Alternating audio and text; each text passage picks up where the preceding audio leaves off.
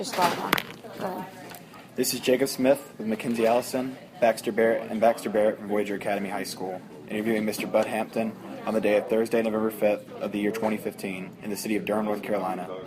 Mr. Hampton served in the Marine Corps during World War II. So first we were just going to ask you some kind of background information. So where were you born? Kannapolis, North Carolina. Kannapolis, North Carolina. Down near Charlotte. All right. Were you raised there? Yes. Went to high school there. Where did you go to high school? In Kannapolis. In Kannapolis. J.W. Cannon High School. Is that where you met your wife that you're talking about? No. Where did you meet her?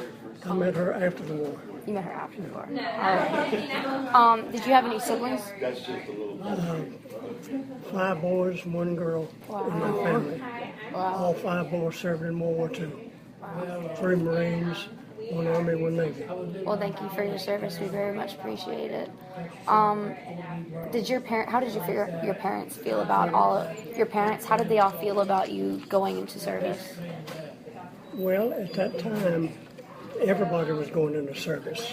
And that's just after the Japanese attacked Pearl Harbor, and we went to war, and everybody was signing up or being drafted, one or the other. Yeah. All right. What were did your father serve in the war?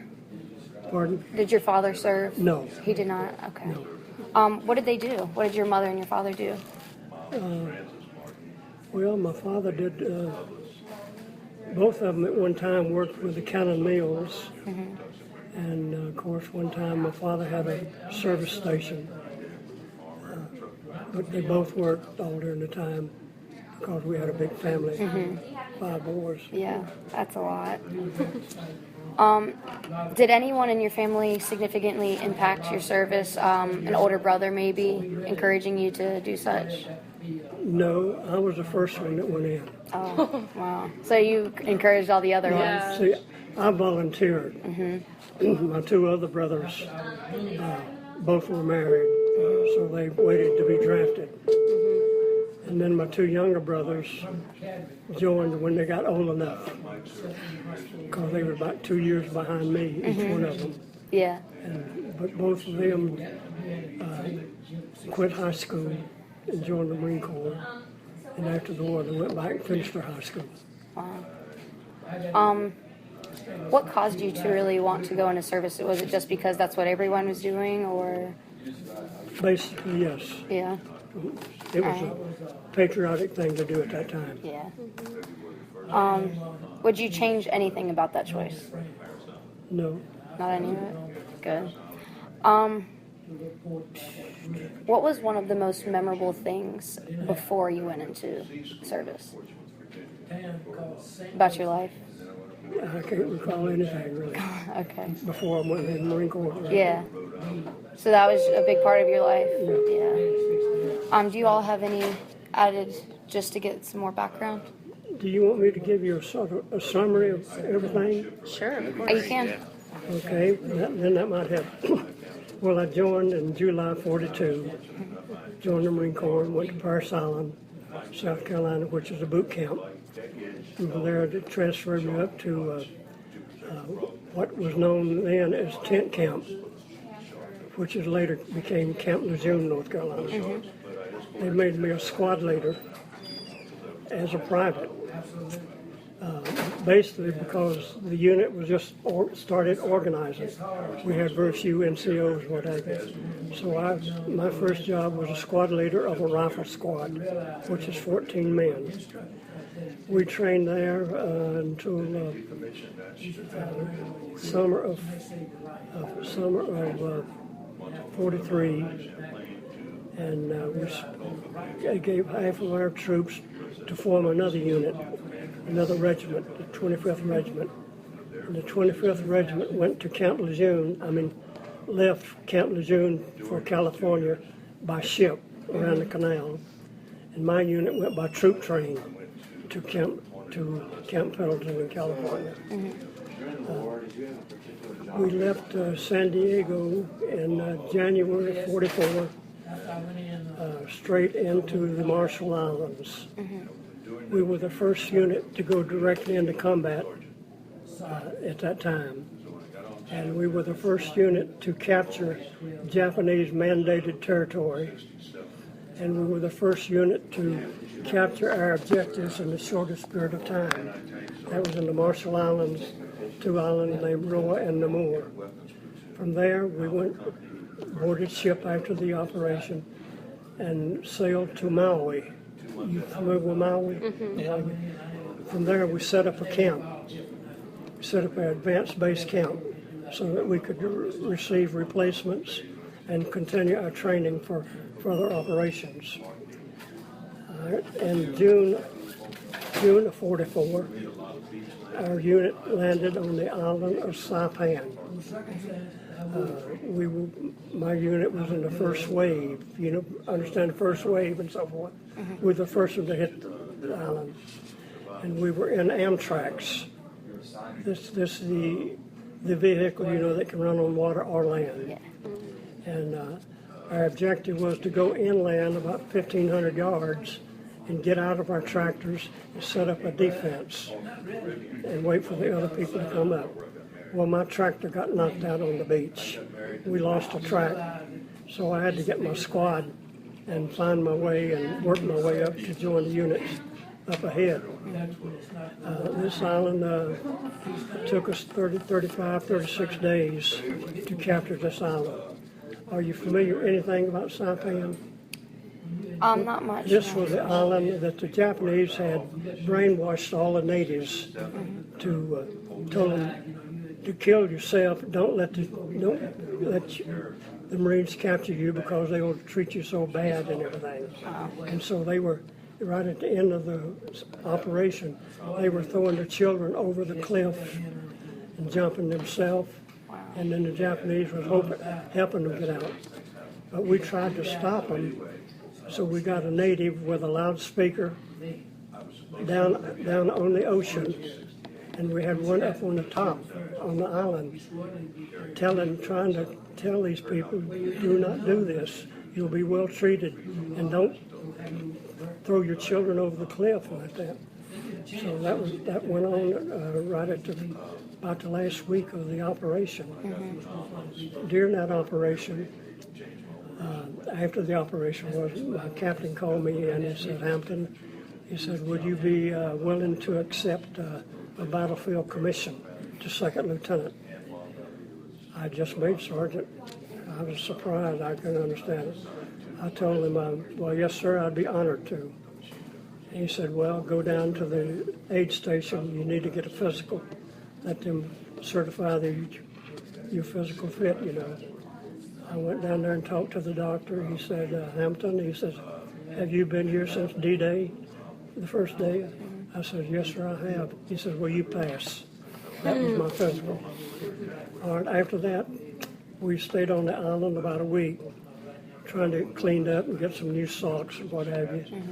And then we landed over to the island of Tinian, which is about eight miles away.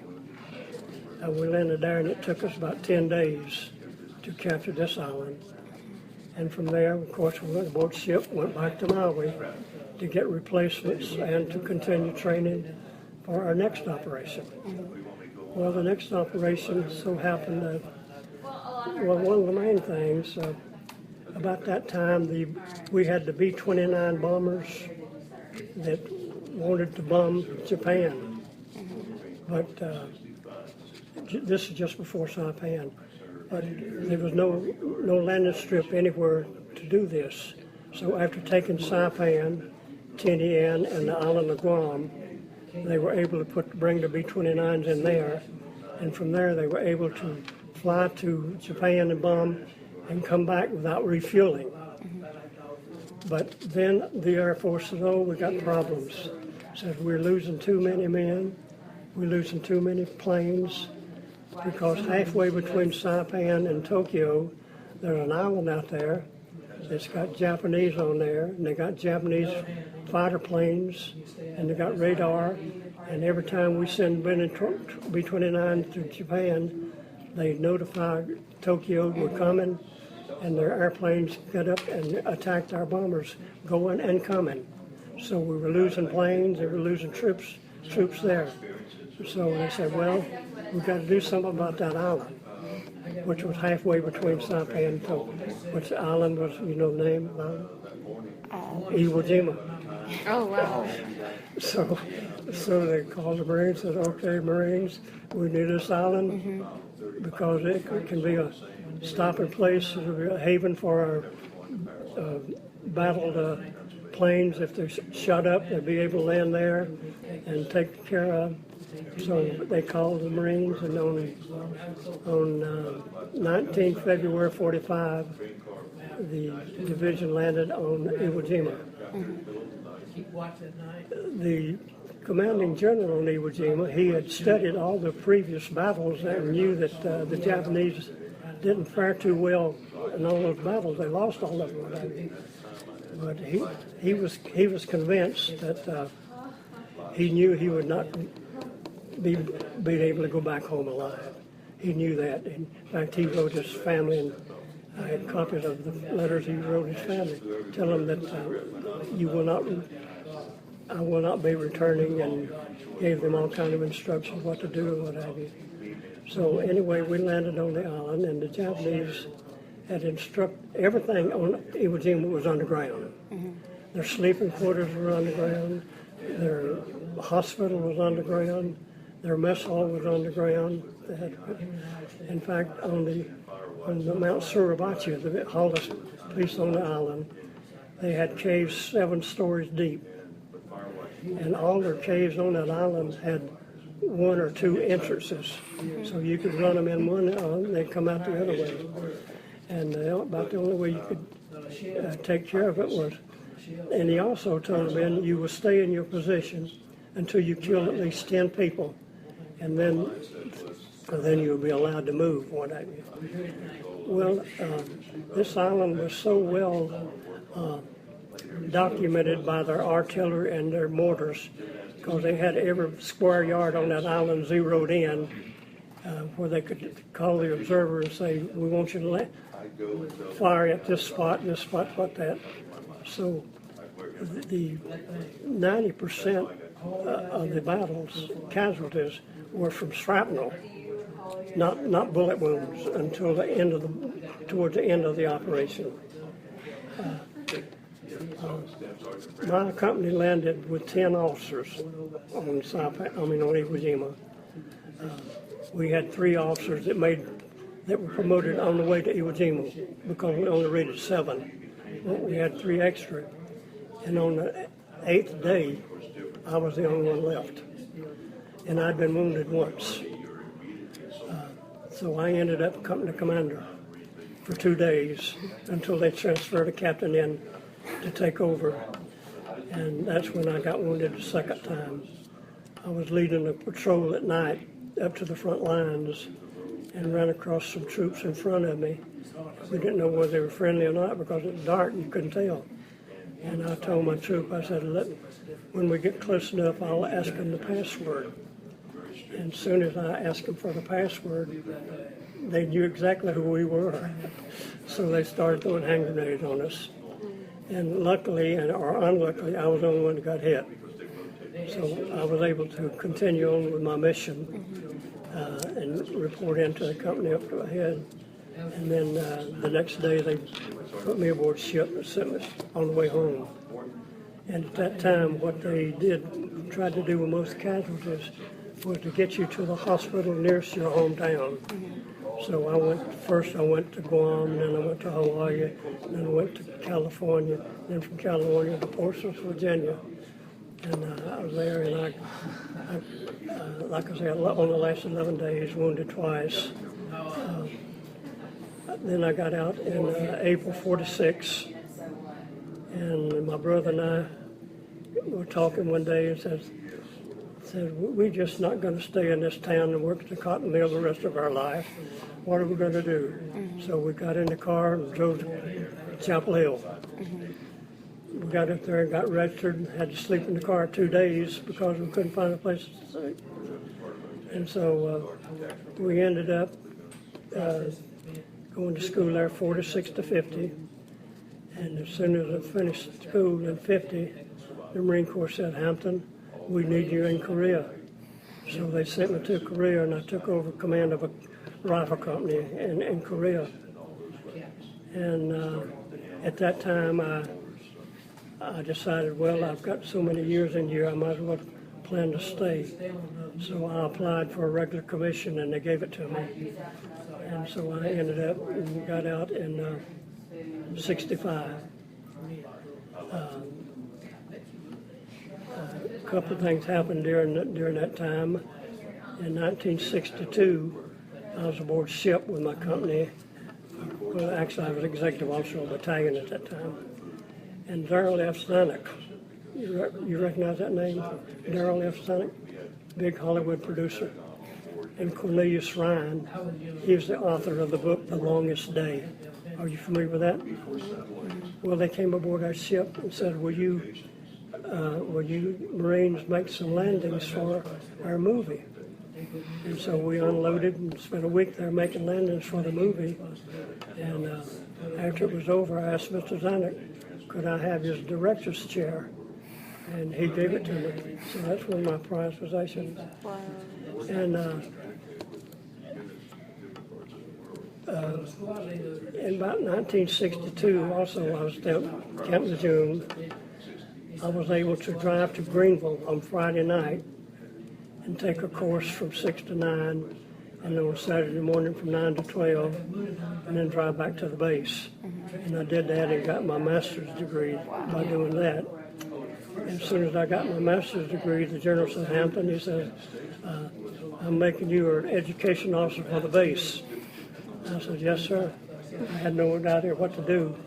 But I thought of it, I said, well, give me permission to survey the camp and try to find out how many Marines did not complete their high school education. He said, that sounds a good idea. So I did that, and after we got the results, with the help of Greenville, East Carolina, and Onslow County, we were able to set up a school to get all these Marines to finish their high school GED, I guess is what it's called. So I was real proud to do that. And then I got out and went to work for the university for 23 years. For 5 years, I was a loan officer, making student loans and scholarships. And then I went over and became the business manager for Department of Surgery for 18 years. And I retired there in 88. So I had 23 years with the Army, with Marines, and 23 with the university. And I retired there in 88 and been traveling since. Wow, that's great. My medals, I got 2 Purple Hearts, 2 Bronze Stars, and all the other that goes with it. Yeah. Wow, that's really impressive. Do you have any questions about his early day service? Well, yeah. Do you mind if we just ask you some questions about Not what at you all, said? please do.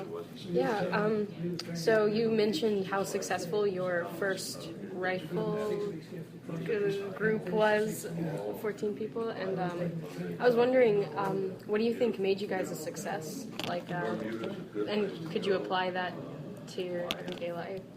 Well, I thought the reason I wanted to make corporal in the Marine Corps because you had to be a corporal before you get that red stripe down your trousers, you know. And so I made corporal in April of 44, and 1 month later I made sergeant. So I wasn't even a corporal long enough to serve on the chevrons. And I don't know how it came out, but I don't know why they picked me as second lieutenant, but they did. I guess they thought I could do the job. I don't know. Oh yeah, sure. Also, in your time overseas, did you make any friends? Did I what? Make any friends? Do you have anyone? Well, within service, yeah. Well, Because I never was anywhere where you were with civilians or anything. so was there any one particular friend that you were kind of with for the majority of the service that you did? Yeah. Who was that? John Nasca, an Italian boy from upstate New York. He was my assistant squad leader. Well, what did you all usually talk about during the kind of time that you had in between? Well, he talked about family because he had one, but I didn't have one at that time. Wow. And after the war, my company, we began holding reunions. We had one every year.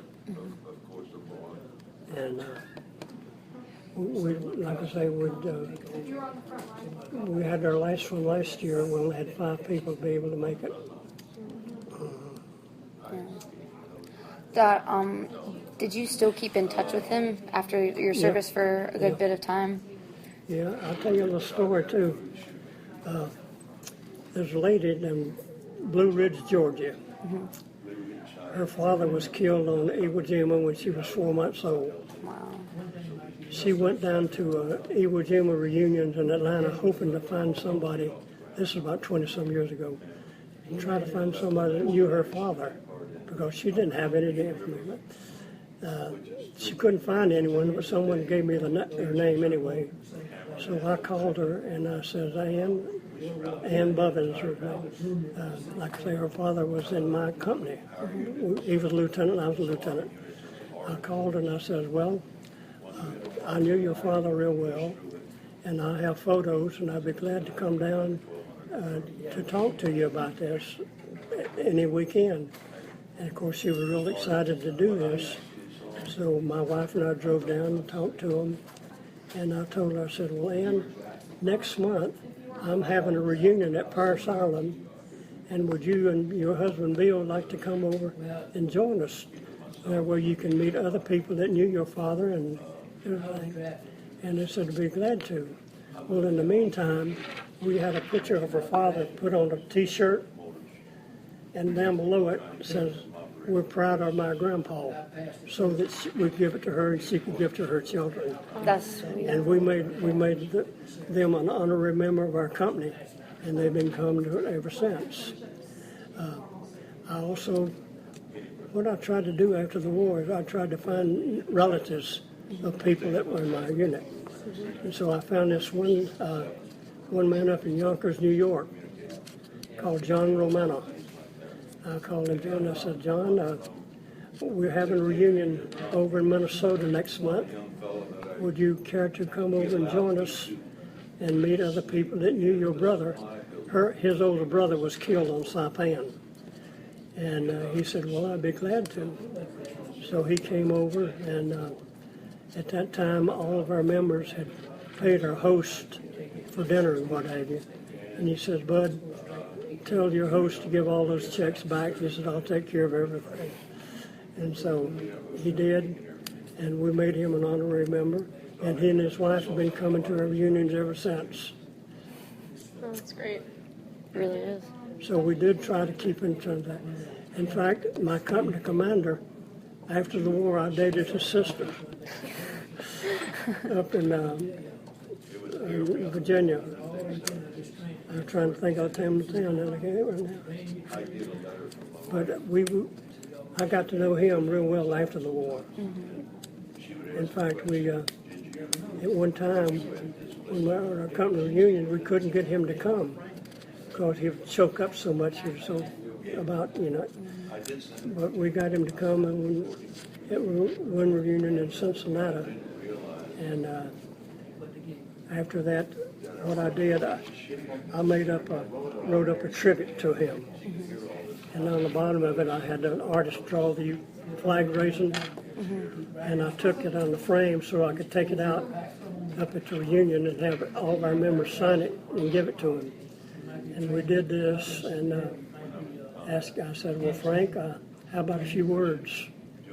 And he said, well, I just can't do it, bud, sorry. But about 5 minutes later, he started talking, and he had to slow down. But I lost him about 7 or 8 years ago, too. How big of a transition was it from going to like normal civilian life into war lifestyle, like boot camp and all that? How big of a transition was that? I'm sorry. How big of a transition was it from like civilian life, like at home, to going out to boot camp and learning how to live like a military life? Not too bad, because I got out of the Marine Corps one day and worked at university the next day. So I wasn't out of work one day. Yeah. So you said you had mentioned your wife, how you met her in your junior year of college. Well, right after the war, she and my brother rode the same bus to work.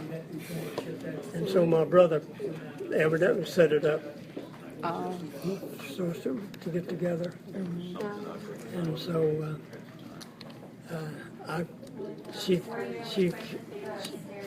wanted to get married, and I told her I can't get married going to school. And she finally convinced me while I was a junior that we could do it. And so I got married when I was a junior at Carolina. Mm-hmm. We went on, I sold my car to buy a ring, and I had to borrow a car to go to D.C. for a couple of days honeymoon, I guess. And coming back, the only place we could find was a men's dormitory with bunk beds. So we lived there for a while. We bought us a hot plate so we could boil, cook some soup or something in there until we could find another place to go. And then we finally, later on, I bought a trailer. At that time, believe it or not, there was a big trailer park on the campus, but none of the trailers had toilet facilities. So we had a big bathhouse sort of in the middle of it, and people had to go up there to wash their clothes or go to the bathroom and everything. And so I did that for the last 2 years.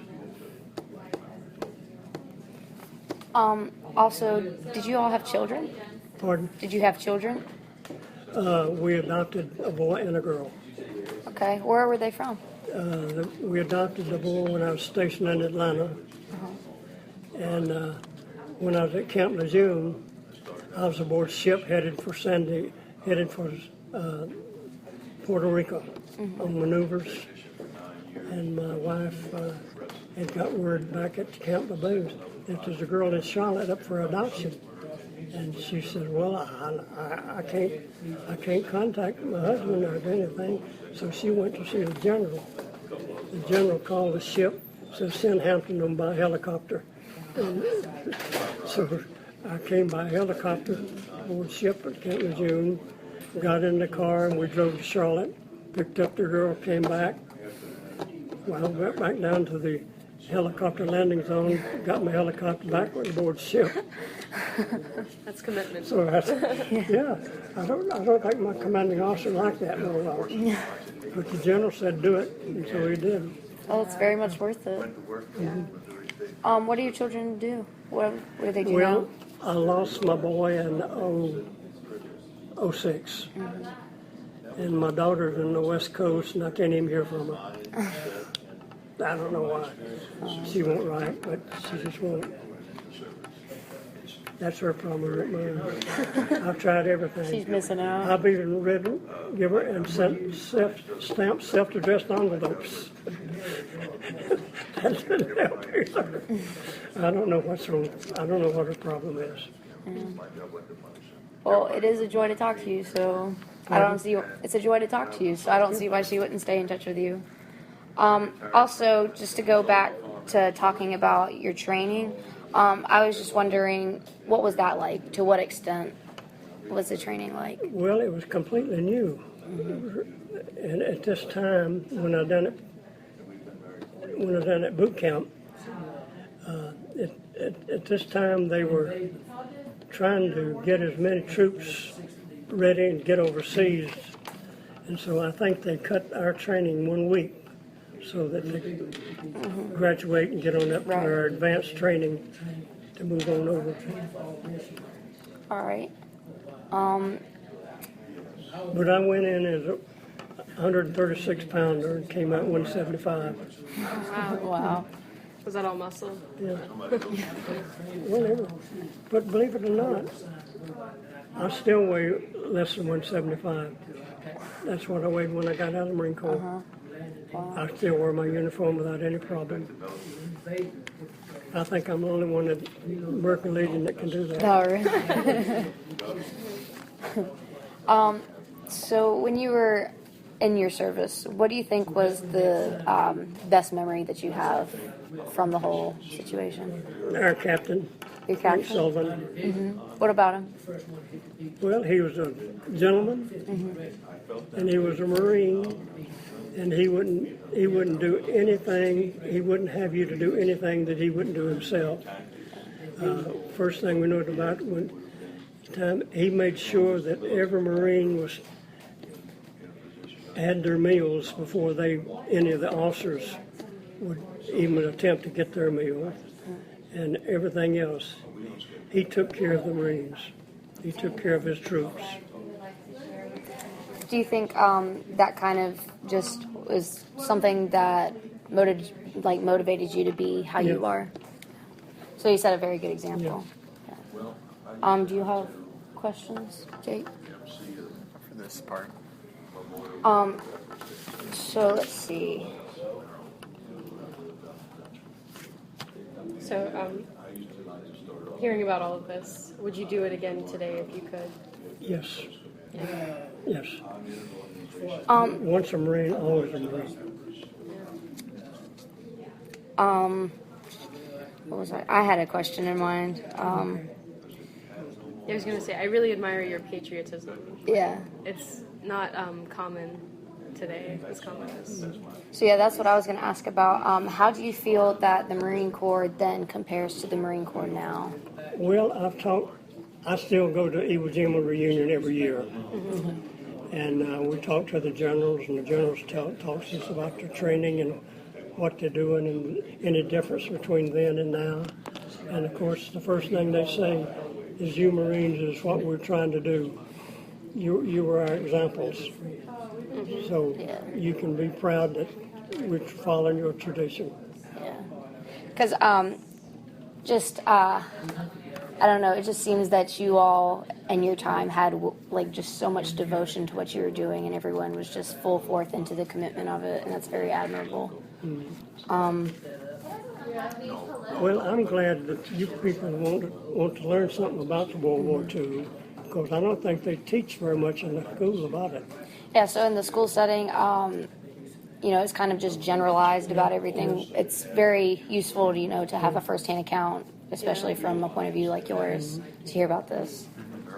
What I was also going to ask is, was there any situations like when you're talking about children coming off and the parents throwing children off the cliff? What was a very hard situation for you during the war?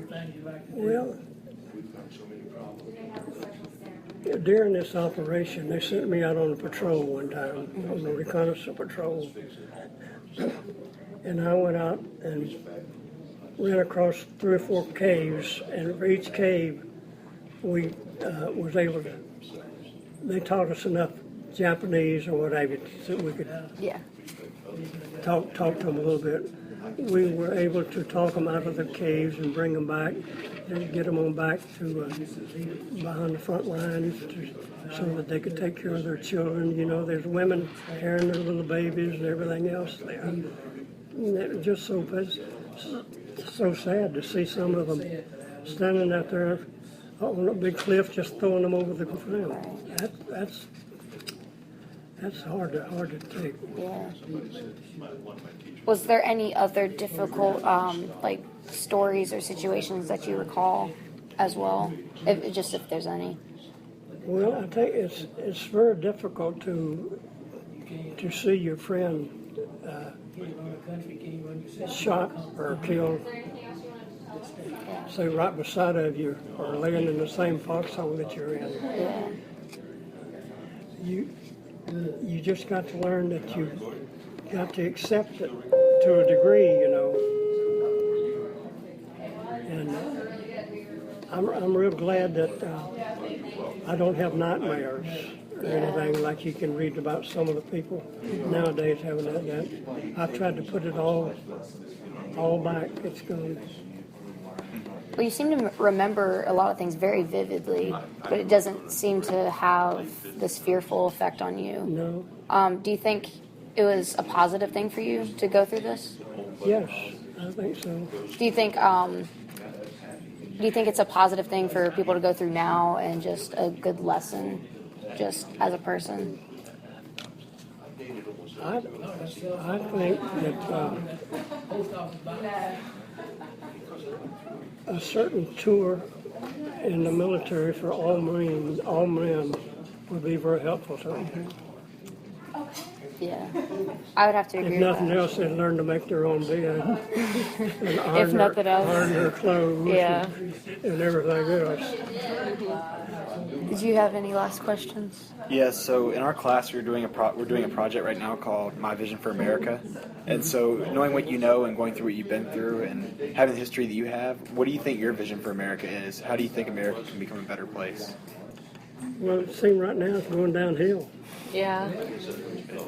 I don't think we have a government up in D.C. I think they're going to send them all away and get some new ones real fast. Well, besides sending them away and changing that, which I totally would agree with that, do you think there's anything specific that could be different that would make us better as a whole country? If they reduce the debt, Yeah. Very, very true. reduce the debt. Yep. And I think we've got too many giveaways. Yeah. We've got too many giveaways. Some of these people, they don't want a job because they make more money by being on welfare. Yeah. And they didn't. So you think they're just given a free pass? They should have to work for it. Yeah. I agree. Yep. Well, thank you so much for being here with us and talking to us Real today. pleased to talk with you. I hope I answered your question there. Oh yes, are you more than what we were expecting? So each of us has made a sort of favor. I know Jake contributed more food to the luncheon. I drew an image that kind of represented what my vision for America was. I was hoping for more unity in America, and that we would, as a federal government, could come together and just work together more instead of creating more separation. So I have two hands holding each other to kind of represent that. And I also focused on a metaphor when I was describing it as a home. So I was thinking if it's a picture, it could be something that's put up in a home. And so that would be for you to take. You want me? Yes. Yes, for Are you. you giving me this? Yes. Oh, And then she also has, Yeah. I've got One my as well. message in a bottle. I think it kind of explains itself on here, so I don't know. that's just a way of us kind of thanking how you about for each being one of here. you giving your name on there? On here? Yeah. Well, my name is right here. So if one of you or both of you just want to put it on there as well. On the drawing? Sure. Okay. Okay.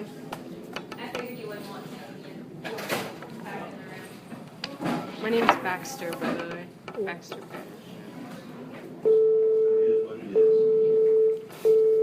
Yeah, so thank you so much for meeting with us. It was Not really going to great. get paid overtime in here. Okay.